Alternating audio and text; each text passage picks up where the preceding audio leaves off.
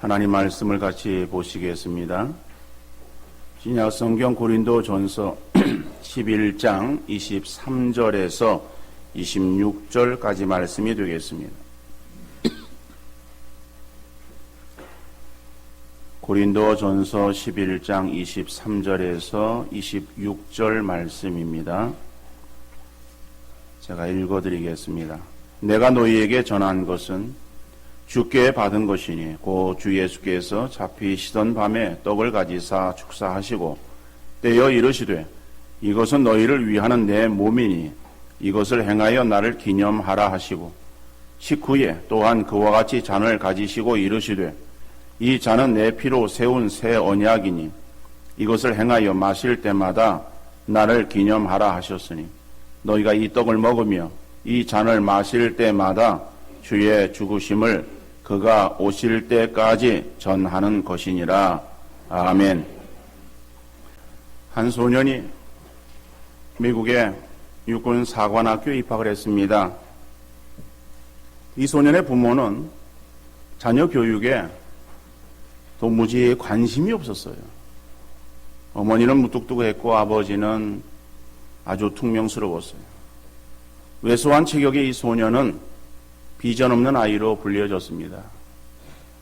그의 부모는 아무런 생각 없이 이 소년을 미국 육군 사관학교에 입학을 시켰습니다. 그러나 이 소년에게는 두 가지의 인생 철학을 가지고 있었어요. 그 인생 철학이 무엇인가 하면 첫 번째로는 좋지 않은 과거는 깨끗하게 잊어버리자. 두 번째로는 오늘 내게 맡겨진 일은 반드시 오늘 해내고야 말리라 라고 하는 두 가지의 나름대로의 인생 철학을 가지고 있었습니다. 이 소년은 남북 전쟁 때에 남다른 책임감과 용맹성을 발휘해서 혁혁한 공을 세우게 됩니다. 밝은 성격은 그의 주변에 좋은 친구들이 많이 모일 수 있겠습니다. 소년은 장성에서 육군 대장을 지냈습니다. 그리고 마침내 미국의 18대 대통령에 당선이 되었습니다. 그의 이름은 유리세스 그랜트라고 하는 사람이었습니다. 만약 그가 고통스러운 과거에 연연했다면 열등감과 증오의 늪에 빠져서 방황했을 거예요. 암울한 기억에 대한 망각, 그리고 책임감. 이것은 약점 많은 한 소년을 미국의 대통령이 되어지도록 했다라고 하는 것. 여러분, 우리가 살아가면서 우리에게도 좋지 않은 그런 어떠한 과거, 이것이 우리에게 있을 거예요. 그것을 추억 삼아 자꾸 되새기는 것이 아니라 좋지 않은 과거는 여러분 잊어버리시기를 바랍니다.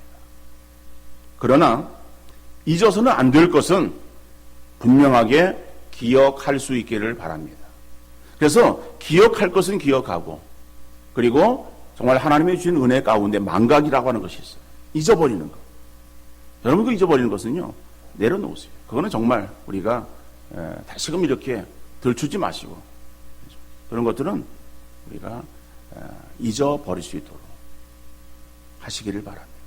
그래서 잊어버려야 될 것들을 자꾸 되새겨서 그러한 좋지 않은 그러한 그 과거를 자꾸 들먹이면서 그것만을 말하는 것이 아니라 그런 것들은 우리의 생각 속에서 잊어버리고 기억해야 될 것들, 뭐 좋은 것들, 그리고 꼭 우리가 필요한 것들, 그런 것들은 잊지 아니하도록 기억해야 되는 거예요. 그러니까 기억하기 위해서는 자꾸 되새겨야 되는 거예요. 망각은 그냥 기억하지 않는 거예요. 그래서 기억해야 되는 것은 여러분들 잊어서는 안 되는데, 잊지 않도록 자꾸 그것을 되새겨야 되는데, 그 중에 한 가지가 무엇인가 하면은 바로 성찬에 대한 사건이에요. 오늘 본문 24절, 25절 하반절 말씀을 보니까는 이것을 행하여 마실 때마다 나를 기념하라 하셨으니, 자, 그렇게 말씀하고 있습니다. 근데 그 말씀이 이것을 행하여 나를 기념하라 라고 하는 그 말씀은 24절에도 나오고 있고 동일하게 25절에도 기록되어져 있어요. 성찬을 행할 때마다 나를 기념하라. 성찬을 행할 때마다 주님을 기억하라 라고 하는 말이에요. 그래서 기념하라라고 하는 그 말의 의미는 기억하라 라고 하는 그러한 의미의 말이에요. 그러면은 성찬을 행할 때에 무엇을 기억해야 되겠습니까? 그 성찬이 왜 우리에게 성찬을 행하라고 했는가 하는 것을 생각하면 성찬이 무엇인가를 우리가 한번 생각해야 되겠죠? 그 성찬은 주의 죽으심이다. 그러니까 성찬을 우리가 행할 때마다 기억해야 될 것은 주의 죽으심을 기억하는 거예요. 예수님께서 왜 십자가에서 죽으셨는가를 깊이 생각하지 않고 단지 떡을 먹고 포도주를 마시는 예식으로 지나쳐 버린다면은 이 성찬은 우리에게 아무런 의미가 없는 거예요. 그러면 성찬을 대할 때에 먹고 마시는 떡과 포도주의 의미는 무엇인가? 성찬의 떡이라고 말씀하고 있어요. 이 떡이라고 하는 것, 이것이 어떤 의미를 가지고 있는가? 오늘 보면 24절에 보니까는 축사하시고 떼어 이르시되 이것은 너희를 위하는 내 몸이니 이것을 행하여 나를 기념하라. 이것은 너희를 위하는 내 몸이라고 말씀하는 거예요. 여기서 내 몸이라고 할 때의 그 몸은 죽음에 넘겨지기 직전 상태에 있는 실제의 몸을 가리키는 거예요. 그러나 이것은 비유적으로 우리를 위한 속죄의 제물 되심을 말하고 있는 거예요. 그리고 예수님께서 우리를 위해서 죽으심, 그죠? 속죄의 제물 되셔서 우리를 위해서 죽어주심을 비유적으로 말씀하고 있는 것이죠. 고린도후서 5장 21절에 보니까는 하나님이 죄를 알지도 못하신 이를 우리를 대신하여 죄로 삼으신 것은 우리로 하여금 그 안에서 하나님의 의가 되게 하려 하십니다. 우리가 하나님 앞에 죄가 아니라 의로운 의인 되어지게 하셔서 그래서 예수님께서 우리를 대신하여 십자가에서 죽으셨고 십자가에 죽으신 그 죽으심이 우리의 죄로 하나님이 삼아 주셨다라고 그렇게 말씀하고 있는. 그러니까는 예수님의 십자가에서의 죽으심은 우리의 죄 때문에 죽으신 것이고, 그래서 예수님의 그 죽으심이 우리를 대신한 죽으심이기에 우리가 하나님 앞에 의로움으로 나타나게 되었다라고 성경이 말씀하고 있는 거예요. 그래서 우리가 떡을 먹을 때에 그것이 우리의 몸에 들어와서 예수님의 몸으로 변화되는 것이 아니기에, 떡 자체에 의미가 있는 것이 아니라 이 떡을 통하여 예수 그리스도의 죽음의 의미를 생각하고 그리고 그 예수님을 깊이 기억하는 귀한 성도님들 되어질 수 있기를 간절히 바랍니다. 여러분, 예수님께서 나오는 그러한 사람들에게 나는 생명의 떡이라고 말씀하시죠. 요한복음 6장 35절에 보니까는 예수께서 이르시되 나는 생명의 떡이니 내게 오는 자는 결코 줄이지 아니할 터이요 나를 믿는 자는 영원히 목마르지 아니하리라. 여러분, 나는 생명의 떡이니 내게 오는 자는 결코 줄이지 아니할 터이요. 오병이어에 체험을 하고 그리고 사람들이 예수님을 억지로 임금 삼기 위해서 다시금 그들에게 그 앞으로 나옵니다. 나오는 그들을 향해서 예수님이 하시는 말씀이에요. 내가 생명의 떡이다. 너희들이 나로 인하지 아니하고서는 너희가 살지 못할 것이고 너희가 줄일 것이다. 그러니까는 이러한 말에 사람들이 그 의미를 깨닫지 못한 거예요. 아니, 우리가 어떻게 저 예수를 먹을 수 있는가?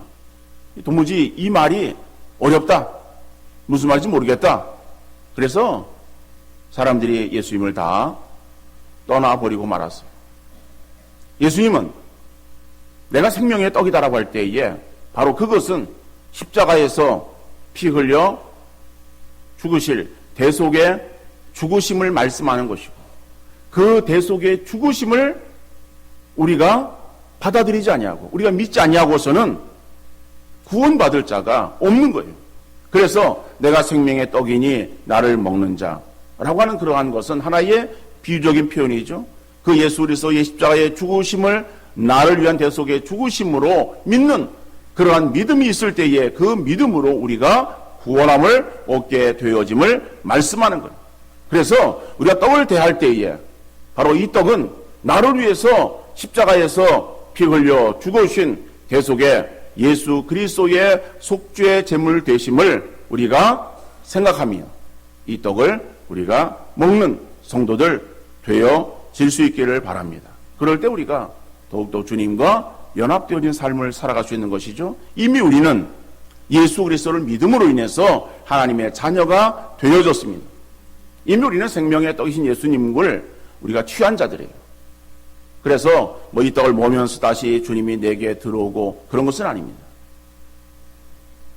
그러나 우리가 우리 속에 계신 예수 그리스도, 바로 그 예수님이 나에게 행하신 그 일들을 기억하면서 그 은혜에 우리가 감사하고 또 내가 그 주님을 정말 위해서 무엇을 해야 될 것인가, 늘 그 주님을 사랑하며 주님과 동행하기를 힘쓰는 그러한 믿음의 삶을 살아가시고 또 주님과 동행하는 복된 성도들 되어질 수 있기를 간절히 바랍니다. 그러나 성찬의 포도주는 오늘 보면 25절에 식후에 또한 그와 같이 잔을 가지시고 이르시되 이 잔은 내 피로 세운 새 언약이니 이것을 행하여 마실 때마다 나를 기념하라 하셨으니, 여러분 이 잔은 내 피로 세운 새 언약이라고 말씀하고 있어요. 그러니까 피라고 하는 것은 예수님께서 십자가에서 죽으시며 흘리신 피를 상징하고 있습니다. 근데 이것은 모세가 시내산에서 세운 짐승의 피로 세운 옛 언약에 상응하는 거예요. 출애굽기 24장 8절에 보면은 모세가 그 피를 가지고 백성에게 뿌리며 이르되 이는 여호와께서 이 모든 말씀에 대하여 너희와 세우신 언약의 피니라 그랬어요. 여러분 이 언약의 피라고 하는 것, 자 모세가 그 피를 가지고, 그 피가 어떠한 피인가 하면 그 피는 짐승의 피예요. 정결한 짐승의 피. 제사를 드릴 때에 그 제물 되어지는 정결한 짐승의 피를 뿌리는 거예요. 자, 그 피를 뿌리면서 그래서 이 모든 말씀에 대하여 너희와 세운 언약의 피라고 말씀하는 거예요. 그런데 그 언약을 어떻게 했는가? 레위기, 예레미야 31장 31절 32절 말씀 보니까는 여호와의 말씀이니라 보라 날이 이르니니 내가 이스라엘 집과 유다 집에 새 언약을 맺으리라. 이 언약은 내가 그들의 조상들의 손을 잡고 애굽 땅에서 인도하여 내던 날에 맺은 것과 같지 아니할 것은 내가 그들의 남편이 되었어도 그들이 내 언약을 깨뜨렸습니다. 여호와의 말씀입니다. 여러분, 하나님께서는 이스라엘 백성들과 언약을 맺으셨어요. 그 언약을 맺어서 그 언약의 그러한 이 약속이 무엇인가 하면은, 내용이 무엇인가 하면은 그 언약 가운데 들어오는 사람들, 언약을 지키는 그러한 사람들에게는 나는 너의 하나님이 되고 너희는 나의 백성이 되리라. 그렇죠? 하나님과 그의 백성 되어진 관계를 말씀하는 그 언약을 지켰을 때라고 하는 거예요. 그런데 그 언약을 어떻게 했습니까? 언약이라고 하는 것은 계약이에요. 여러분 계약을 맺을 때에 혼자 맺습니까? 혼자 맺는 것이 아니라 계약은 쌍방에 이루어져야 되는 약속이에요. 그래서 하나님과 인간이 약속을 맺었는데, 그런데 오늘 성경이 뭐라고 말씀합니까? 이스라엘 백성들이 사람이 그 언약을 깨뜨렸다라고 말하는 거예요. 깨뜨림으로 인해서 그 약속이 파기되었어요. 그래서 더 이상 그 언약으로는 사람이 구원함에 이르게 되지 못하는 거예요. 그래서 하나님께 다시 언약을 맺으시는 거예요. 그 언약은 사람과 맺은 언약이 아니에요. 성부 하나님과 성자 하나님이신 하나님과 예수님의 관계 속에서 맺은 언약이에요. 그래서 그 언약을 맺으시되 하나님께서 예수님에게 인간의 몸을 입고 이 땅에 와서 인간을 위해서 십자가에서 피 흘려 죽으면은 인간들이 그 피를 자기의 죄를 대신한 그러한 죽음으로 받아들이는 그러한 사람들의 그러한 그 믿음을 하나님께서 보게 되어지면은 그 믿음을 보고 그를 의로운 사람이라고 내가 칭할 것이다 라고 하는 그러한 것이 성부 하나님과 성자 하나님 예수님과의 맺어진 언약이에요. 그 언약, 이거 새 언약이에요. 그래서 그 새 언약으로 인해서 우리가 하나님 관계가 다시 하나가 되어진 거예요. 그러니까는 그 옛 언약은 깨어졌는데 예수님과의 맺은 그러한 새 언약, 이것을 말하는 거예요. 예수님께서 십자가에 피 흘려 죽어주신 것, 이것이 내 피로 세운 새 언약이라고 말씀하고 있는 거예요. 여러분, 그런데 이 언약을 이미 맺었어요. 우리가 그 가운데 들어와서 하나님의 자녀가 되었습니다. 근데 출애굽기 12장 14절에 보니까는 너희는 이 날을 기념하여 여호와의 절기를 삼아 영원한 규례로 대대로 지킬지니라 그랬어요. 여러분, 여기서 출애굽기 12장에서 14절에서 말씀하고 있는 이 날이라고 하는 것은 유월절을 말합니다. 유월절을 기념하여, 유월절을 기억하여 여호와의 절기를 삼아 영원한 규례로 되도록 지키라. 그래서 유대인들은요, 유월절이 되어지면 유월절 식사를 합니다. 그 유월절 식사가 양고기를 먹고 쓴 나물을 먹고 그 다음에 누룩 없는 떡을 먹는 거예요. 그 예수님께서 마지막 식사를 제자들과 함께 나누실 때에 누룩 없는 떡을 나누시는 거예요. 그리고 포도주는 그대의 음료예요. 포도주를 마시는 그 식사가 유월절 식사였어요.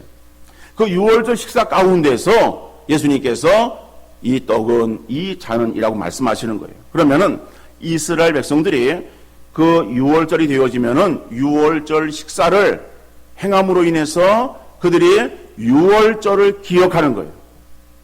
마찬가지로 우리가 성찬을 행함으로 인해서 예수 그리스도의 죽으심을 계속해서 기억하라고 말씀하고 있어요. 사람들은 자꾸 망각을 합니다. 하다가 안 하면은 잊어버리는 거예요.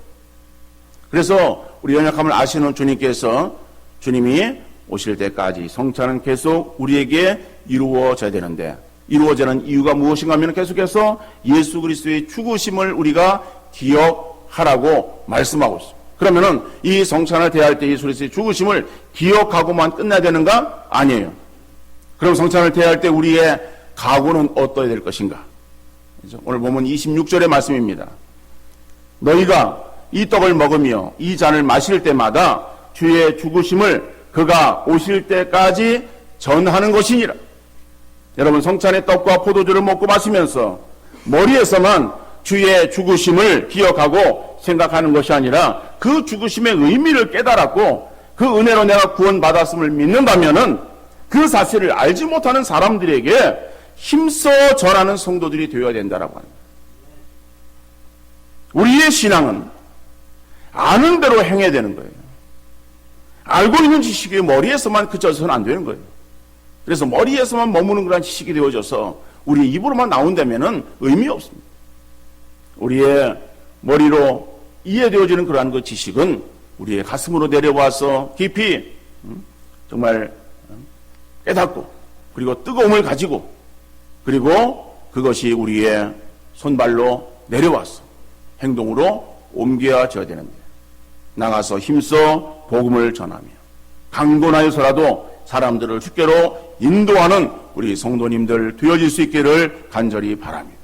이것이 성찬을 대하는 우리들의 심령의 자세라고 오늘 본문은 우리에게 말씀하고 있어요. 오늘 오후에 있는 홈커밍대에 나가서 사람들을 강권하여 주의 집을 채우라고 하는 주의 음성임을 깨닫고 이 일에 실천하고 앞장서는 우리 모든 성도 여러분들 되어질 수 있기를 주님 이름으로 축원합니다.